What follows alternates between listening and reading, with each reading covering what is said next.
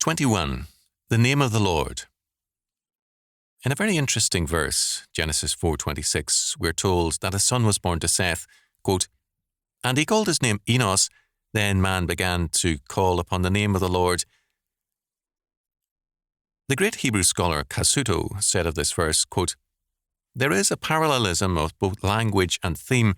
A human being is called by a name suited to him, Enosh, and God is called by a name befitting him, Lord, Yahweh." End quote.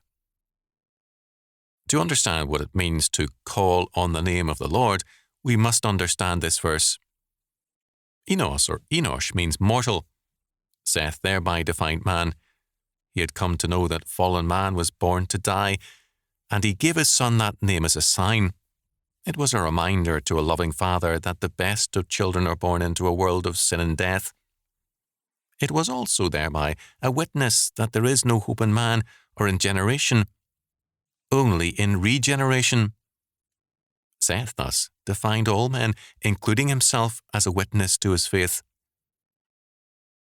At the same time, quote, "Then began men to call upon the name of the Lord." End quote. The name of the Lord is a name God declared and revealed concerning himself, beginning in Eden, Genesis 2:7, but most fully to Moses, Exodus 3:13 and 14. It means he who is the self-existent and eternal God. This means that to call upon the name of the Lord is much more than prayer and worship.